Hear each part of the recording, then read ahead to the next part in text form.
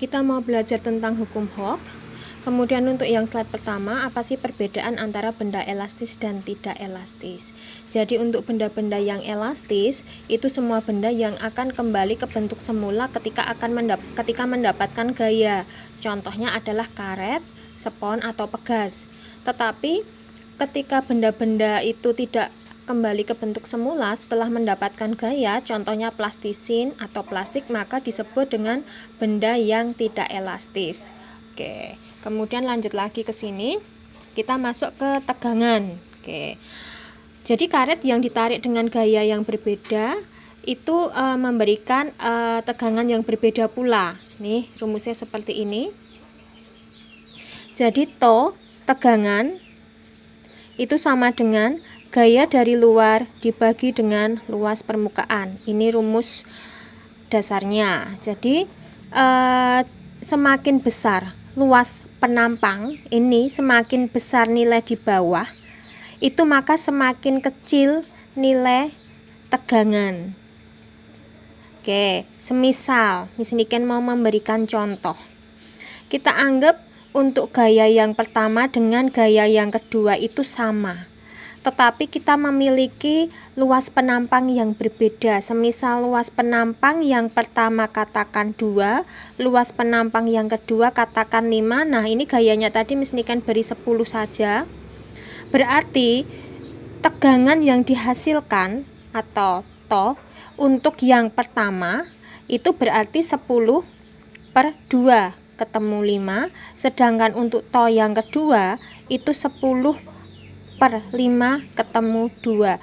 Jadi semakin besar luas penampang, contohnya yang di A2 ini, maka nilai tegangan akan lebih kecil daripada yang memiliki luas penampang yang kecil.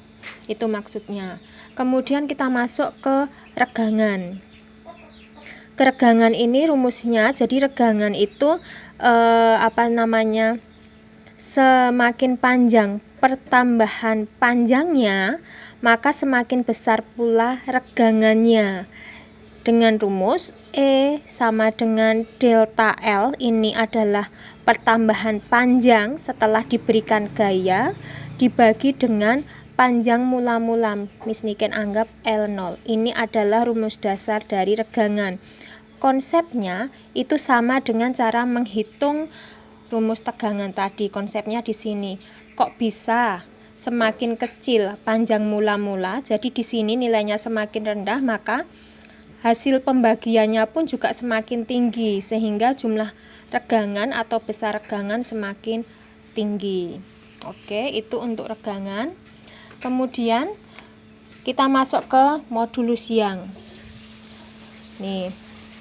Jadi benda itu dapat dikatakan elastis dengan membandingkan tegangan dan regangan. Jadi tadi berdasarkan cara menghitung tegangan dan regangan tadi. Nah, konstanta yang digunakan untuk mengetahui perbandingan itu disebut dengan modulus Young. Nah, rumus dari modulus Young itu seperti ini dengan menggunakan E yang besar. Kalau tadi regangan E-nya kecil, nah ini untuk modulus elastisitas itu E-nya besar. F ini gaya yang diberikan dikali dengan L awal, panjang awal, dibagi dengan luas permukaan dikali dengan selisih panjang. Oke, ini rumusnya sebenarnya adalah tegangan dibagi dengan regangan. Tegangan dibagi dengan regangan. Kenapa mendapatkan nilai ini, Miss? Oke, kita bikin konsep dasarnya. Jadi E itu sama dengan